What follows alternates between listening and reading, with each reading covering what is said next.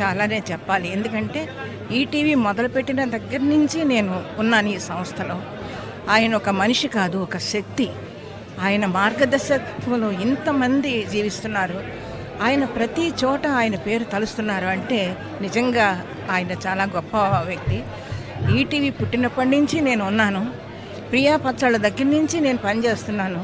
అప్పుడు టి కృష్ణ గారు వీళ్ళందరూ కూడా, జంజాల గారి, అప్పుడు మీడియా లేదు, ఓన్లీ సౌండ్ రికార్డింగ్ చేసి టీవీ కాదు బ్రాడ్కాస్టింగ్ చేసేవాళ్ళు. అప్పటి నుంచి నేను ఉన్నాను.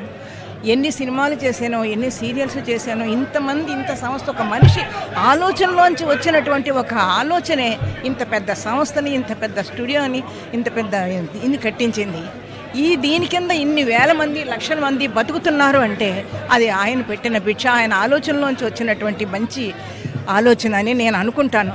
ఈ రోజుకి నేను చెప్తున్నాను, ఈటీవీలో 3.5 సంవత్సరాల నుంచి ఇంకా నేను ఈటీవీ ఫుడ్ తింటూనే ఉన్నాను. శతమానం భవతి సీరియల్లో ఈటీవీలో వస్తుంది, 3.5 సంవత్సరాల నుంచి వస్తుంది. ఆ ఫుడ్ ఇంకా నేను తింటూనే ఉన్నాను, ఇంకా యాక్ట్ చేస్తూనే ఉన్నాను.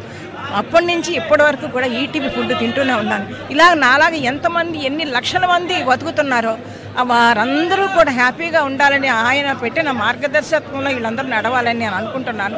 ఈ కుటుంబ సభ్యులు అందరూ కలిసి ఆయన పెట్టిన ప్రతి సంస్థని నిలపాలని, ఇంకా ఇంకా పైకి తీసుకెళ్లాలని, ఆయన పేరు ఇంకా ఇంకా పైకి వెళ్ళాలని.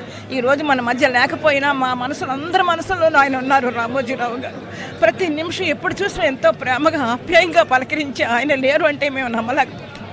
ఆయన ఆత్మకి శాంతి కలగాలని కుటుంబ సభ్యులందరూ చేయాలని